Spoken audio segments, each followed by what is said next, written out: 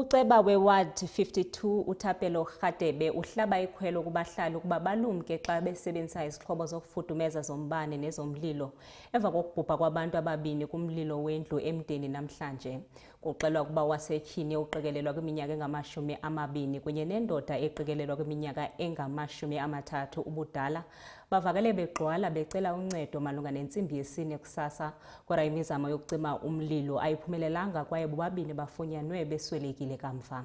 uRadebe uthi unobangela womlilo awukaziwa okwangoku, kodwa ukhuthaza abahlali ukuba baphephe ukushiya izixhobo zokufudumeza zingahoywanga, ingakumbi njengoko iziganeko zemililo zidla ngokwanda ngexesha lasebusika.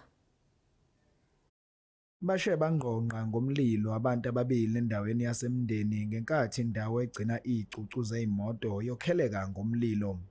Ikhansela likaWard 52 Thapelo Radebe ulanda ngokwenzekile. Kube ne-incident yomlilo la,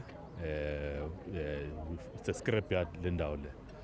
So there were people that were looking over this place. We don't know as operators or as what. It's unclear currently.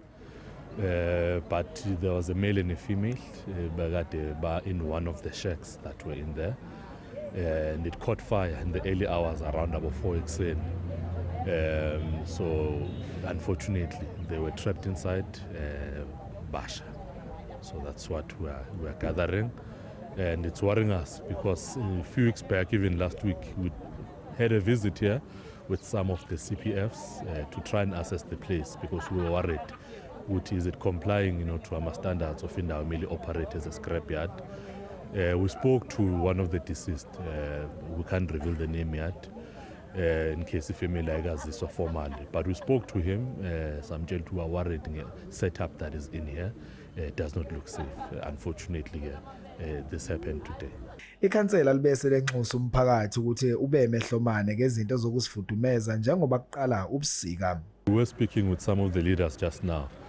We are entering that season where we'll be seeing a lot of fires, because there is that certain level of negligence. But also, so our message is that abahlali must be vigilant, make sure that phecelezi ama-heater, net-off lezi abayisebenzisayo safe, iy'ngane azisondeli phambi kwazo. If kuhamba ugesi, they must make sure they unplug izinto so that makubuya ugesi singayitholi ukuthi sekushe indawo zethu. Kanti ozibonele ngawakhe ngenkathi kwehla lesi sigameko wenxusa umphakathi ukuthi usingathane uma kwehla umuga onjengalona.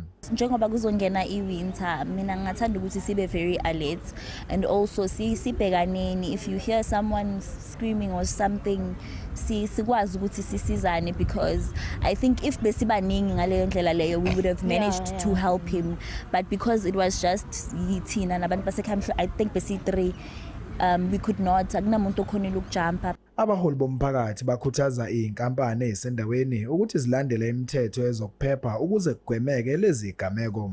Ezindabeni zeSoweto TV kubiko umqondisi Miyeni ngisemndeni.